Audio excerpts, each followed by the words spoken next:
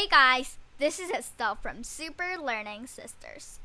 Have you ever read a book called The Giver or Goodbye to the Moon? My friends and I read a book called Goodbye to the Moon.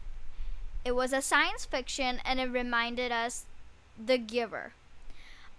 So we started this program of writing our own science fictions, and for 1 week I worked on my story, and I wanted to share it with you guys. So the main idea about my science fiction is that, in the future people will use robots a lot, and sometimes if there's an error in them, there'll be something very dangerous, like robots turning against human and using their power to destroy humanity.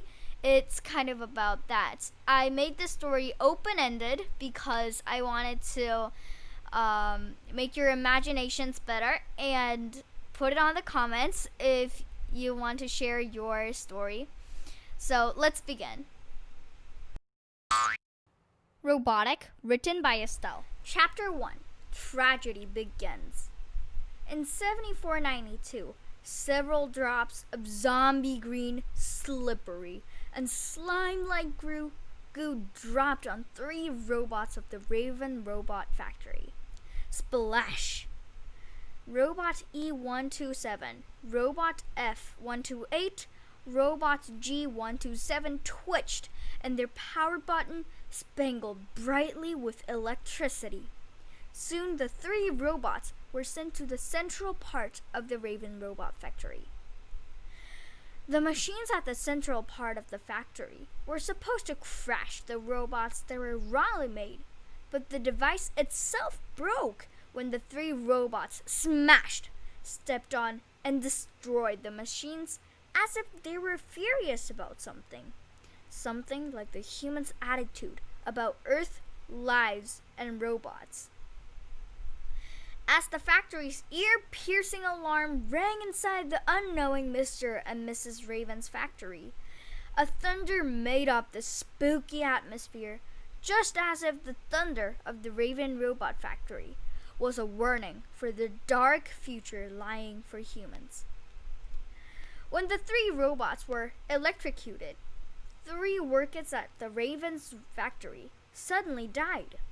The police officers with super technology couldn't even find out the reason why they died. The 3 workers were Anne Estemines, Billy Bilfords, and Caleb Caston. Articles in the newspapers freaked out the citizens because the Raven Robot Factory was known for being one of the safest robot factories, with reliable, expensive machines for making robots, trustworthy, smart employees, and even a thick wall. People started to call this tragedy Thunder Day. How could this happen?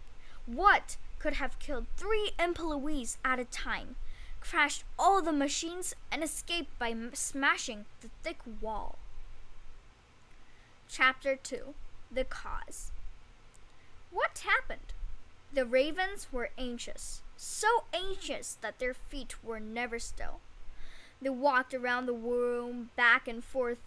Mr. Raven was always busy answering newspapers, reporters, and on phone calls with the 3 employees' families.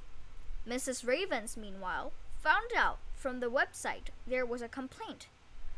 Robot E127, Robot F128, Robot G127 had not arrived at the Pooch family.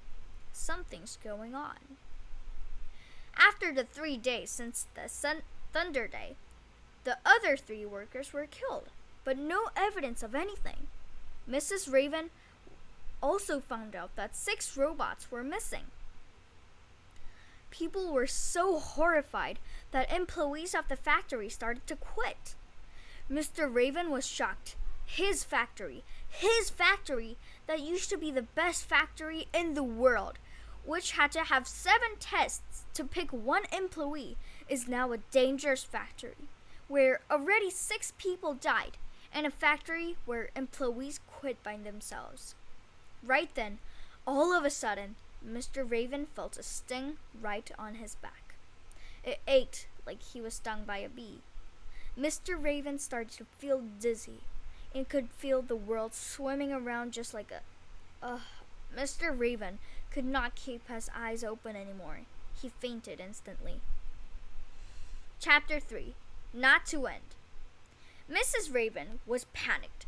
A janitor, human, had screeched a deafening scream when she found Mr. Raven cold, lifeless, and with somehow horrified expression on his face. Now the big boss, Mr. Raven, is gone. One day he was fine. True, he was anxious and stressed out and all, but what caused him to die? Times of sadness, terror, and hopelessness passed. When Mrs. Raven's favorite robot maid noticed that Mrs. Raven was more anxious than ever, she, Roberta, asked her why, since she was programmed for it. She said, "No, I'm fine.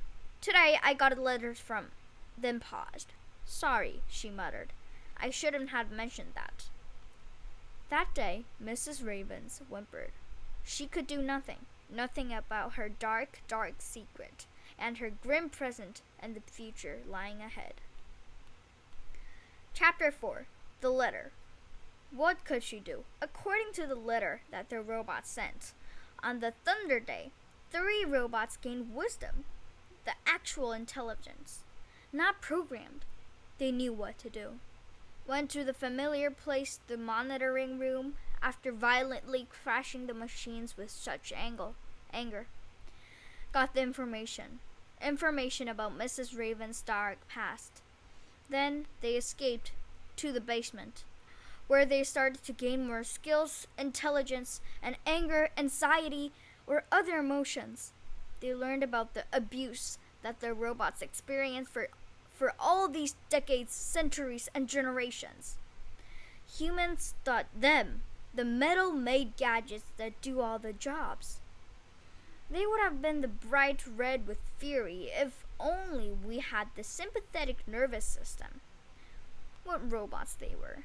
They were too much of a robot saviors with great generosity. They went every 3 days to the factory to help the revolutionary murder for justice for robots. They were coming, and no one can stop it.